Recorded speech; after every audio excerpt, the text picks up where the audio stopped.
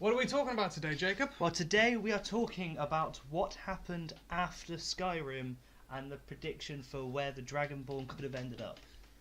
Welcome to NerdOut.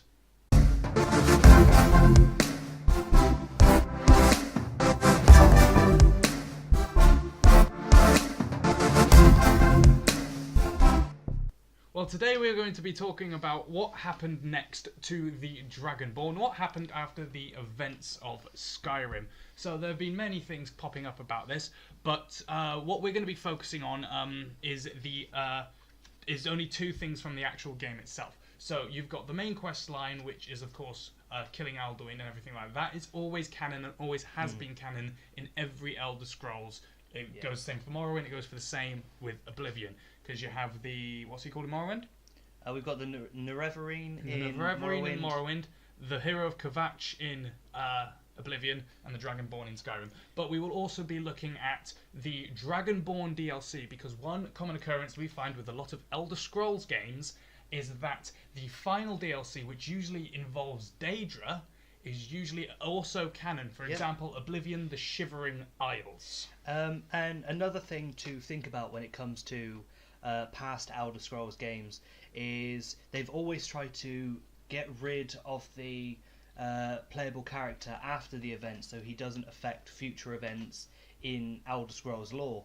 For instance, the Nerevarine from Morrowind was immortal. Like he couldn't die, age wouldn't affect him, poisons and all of that would not affect him. So the way they did it is he went on travels to Akavir and never returned. And the way with Oblivion, as you know from if you find it out in Skyrim, or you even found it out by the downloadable content, the playable character in that actually becomes Sheogorath.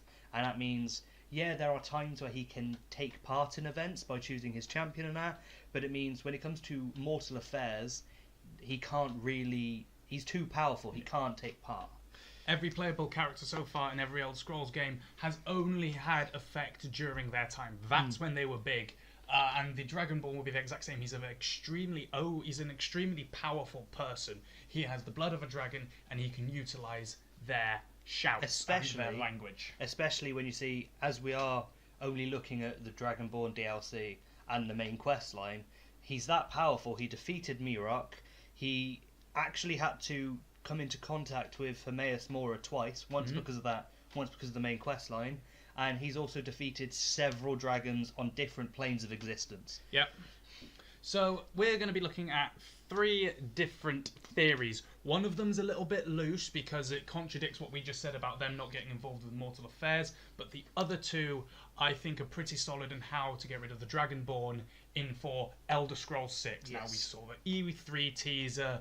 Me and Jacob probably watched it about 400 times in the space of an hour, and we theorised like hell. But that's not what this video is about. The video is about what they will be saying about the Dragonborn in the Elder Scrolls 6. Yes. So the first theory is a bit of a loose end, because, as we said, they try and get rid of the effects that the playable character could have in future games. However, it's been theorised a lot, and it would make sense.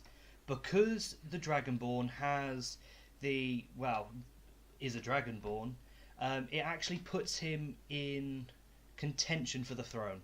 Puts him in contention for both the throne of High King of Skyrim, but also the throne, the Ruby Throne within Cyrodiil, but we all know that the Thalmor currently occupy that, and the Emperor pretty much has no say in anything.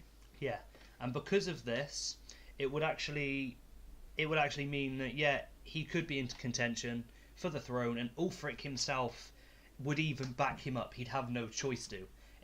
After everything that Ulfric stands for, if the Dragonborn wanted to go to be king, Ulfric would have to back him up. Otherwise, he's gone against everything he stands for. We are also going under the presumption that the Dragonborn is a Nord. In Oblivion, the Hero of Kvatch, when referencing to him or her, was referenced to as an Imperial, but the same with the Reverend.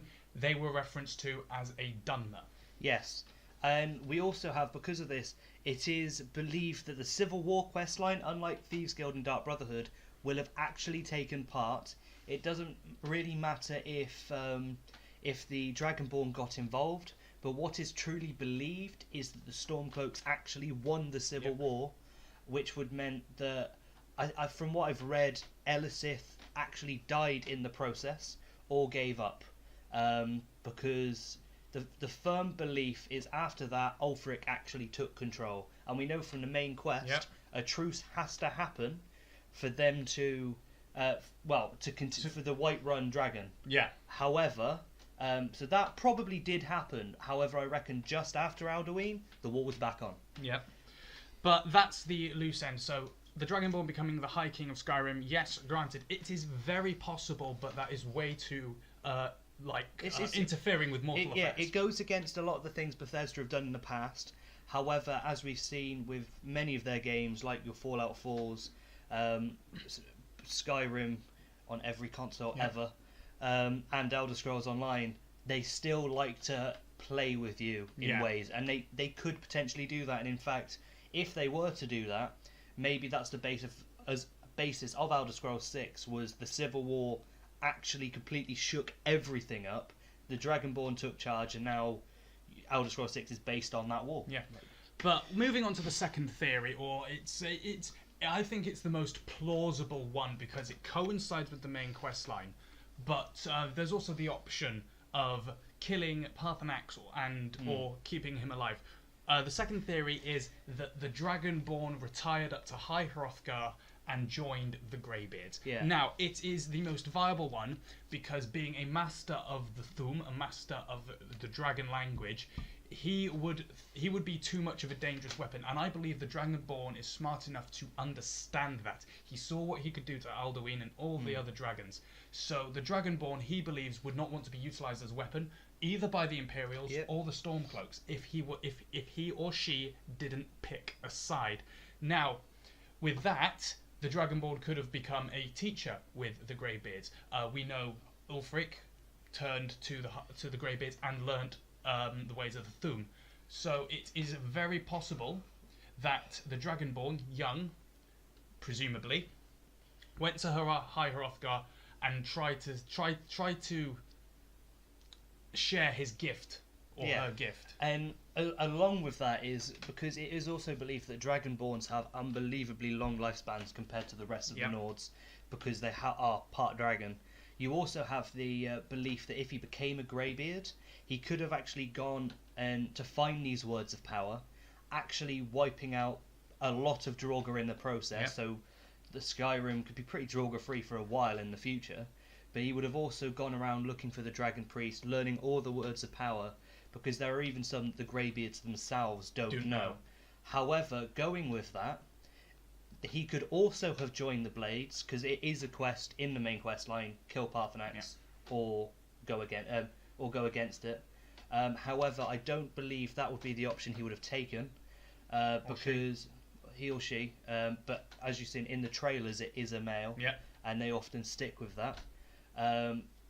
Don't believe he'd have gone with that, especially as we said with Bethesda's way of keeping him out of touch with everything in the future. And if he was a Blade, then that would be pretty heavily involved with what I would presume would be the continuation of the war against the Thalmor in Elder Scrolls 6. It would also mean that he'd have to go with the Imperials if he joined the Blades, because they are very Empire heavy. Yeah. But now moving on to theory number 3, which involves the Dragonborn DLC. This is my favourite. Very similar, I say very similar to the Shivering Isles DLC in Oblivion. You are utilised by a Daedric prince. In the Shivering Isles, you are utilised by Sheogorath/Jiglag. In the Dragonborn DLC, you are utilised. He's kind of your enemy, but he's also not your enemy. This is Hermaeus Mora. It's a case of the enemy of my enemy is my friend. In the case of, obviously, you go there. Mirac is Hermaeus Mora's enemy. You're not Hermaeus Mora's friend, but he relies on you because you both hate Mirac to defeat him. And the belief of there's two sides to this theory, really.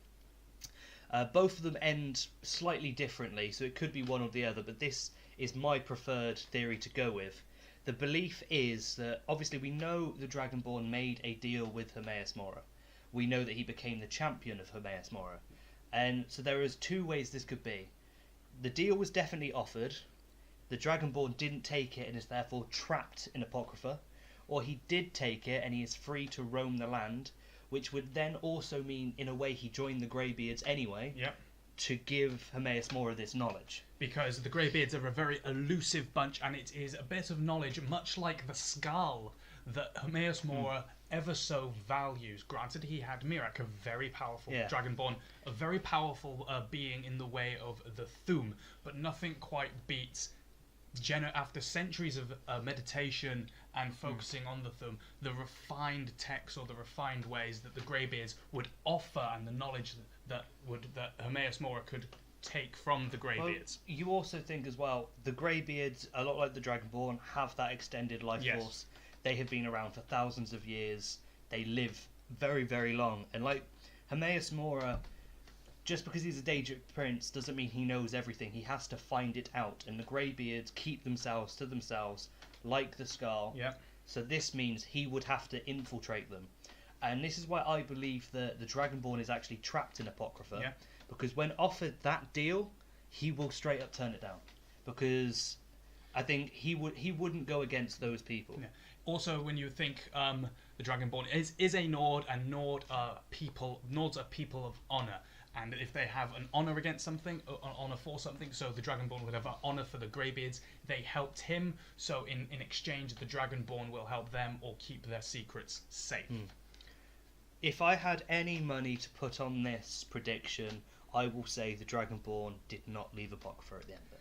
If I had any money, I would agree with you. I would very much agree with you. But a part of me has my own little theory. I won't deliberate it, but I'll give a small basis on it. That the Dragonborn is in contention for Emperor on the Ruby Throne. The first Dragonborn seen since Uriel Septon the 8th, 7th, something along those lines, since the events of Oblivion, because he was the last Dragonborn. Actually, no. Technically, Martin Septon was the last Dragonborn. But when you think about it, Pelagius Septon, was it? No.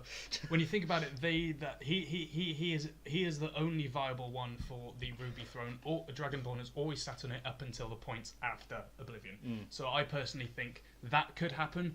But out of the three, I would agree with you. Yes, the Dragonborn is trapped in Apocrypha. Yeah. Well, we just have to find out, won't we? We will. Hopefully, we find out in Old Scrolls 6. And for all we know, we might be totally wrong on every basis. Thank you for joining us. This has been an episode on what happened next, the Dragonborn. I've been Tyler. I've been Jacob. And thank you for watching NerdOut.